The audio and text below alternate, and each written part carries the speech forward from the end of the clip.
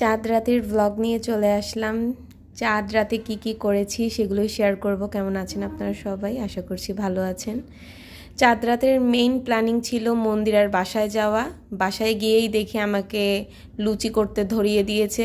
আমি বললাম গোল গোল লুচি বানাই না, গোল রুটি করেই নাকি 4 কোনা নিমকির মতো লুচি বানাতে হবে। তাই তার নির্দেশ মতে আমি এই 4 কোনা লুচি বানিয়ে ফেললাম। যদিও আমার রুটি গোল হয় না, তারপরেও চেষ্টা করে মেলা গোল করছি, এবং গোল করে কোনো লাভ হয় না, এটাকে আবার 4 কোনা করে কাটাও লাগছে। তাই আমি সুন্দর করে 4 কোনা করে লুচি কাটছি। আর এদিকে আমার বান্ধবী ভাজার দায়িত্ব নিয়েছে। একদিকে আমি লুচি বেলছি, আর একদিকে আমার বান্ধবী ফুলকো ফুলকো লুচি ভাজছিল।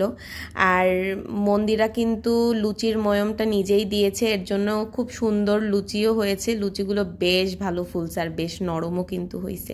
সাথে ছিল আলুর দম। আর কি আইটেম ছিল সেগুলো এখন দেখাবো।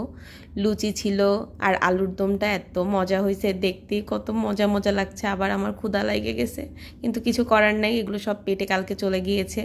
এরপর ছিল আম, তারপর ছিল মিমের হাতের বানানো হোমমেড কেক, যেটা ও ঈদ উপলক্ষে বানিয়েছে, মানে চাঁদ রাত উপলক্ষে বানিয়েছে। আর এখানে আমাদের ফুলকো ফুলকো লুচি ছিল, মিষ্টি ছিল, কেক, আম, এসবই। আর এই যে সুন্দর হ্যান্ডমেড চুড়ি বানিয়ে দিয়েছে আমার বান্ধবী মন্দিরা। আর এই চুড়ির গল্প একদিন আমি বলবো, হয়তোবা এই চুড়ির গল্প বলতে গেলে দিন শেষ হয়ে যাবে, তাই এটা একদিন অন্য সময় গল্প করব। এই লুচির কারণ কি? এই মেয়েটা লুচি খুব পছন্দ করে আলুর দমের সাথে, তাই এই মেয়েটার জন্যই আমার বান্ধবী কষ্ট করে লুচি আর আলুর দম বানিয়েছে, কারণ মিমের লুচি আর আলুর দম খুব পছন্দের। এছাড়াও তেমন কিছু খাওয়া দাওয়া করে না। আর আমি খেয়ে বললাম, বান্ধবী তোমার আলুর দমটা খুব মজা হয়েছে, রেটিং দিলে 10-এর মধ্যে 10ই দিব, তার বেশি থাকলে আমি তাই দিতাম। আর এখানে আমরা লুচি দিয়ে মিষ্টি খাচ্ছিলাম আর মিমকে দেখাচ্ছিলাম। এই হলো একটা মেয়ে যে মিষ্টি পছন্দ করে না। কেন করে না আমি জানি না, মানুষ মিষ্টি কেন পছন্দ করে না? আমি তো মিষ্টি বেশ পছন্দ করি, আর স্বাদ নিয়ে তৃপ্তি নিয়ে কি সুন্দর খাচ্ছি। দেখুন দেখুন সবাই। খাওয়া দাওয়া শেষ করে মেহেদি নিয়ে বসে পড়লাম। 3জনই কাবেরি নিয়ে বসে পড়েছি, যে যার বাসা থেকে মেহেদি নিয়ে আসতে।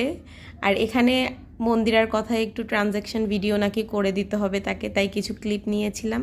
আর মিম মন্দিরার বাম হাতে মেহেদি দেওয়া শুরু করে দিয়েছে, আর আমিও আমার মেহেদি দিতে বসে গিয়েছি। আর মন্দিরার কথা ছিল আমরা 3জনই সেম ডিজাইন দিব, তাই আমি আমার মতো করে একা একা মেহেদি দিতে বসে পড়ছি। এতটুকু হয়েছে। তারপরে আমি বললাম, মিম তুমি আমাকে সুন্দর করে একটু লোটাস এঁকে দাও, কারণ আমি লোটাস অত ভালো আঁকতে পারি না। অপরদিকে মন্দিরার মেহেদি প্রায় দেওয়া কাছাকাছি, এখনো 3-4টা আঙুল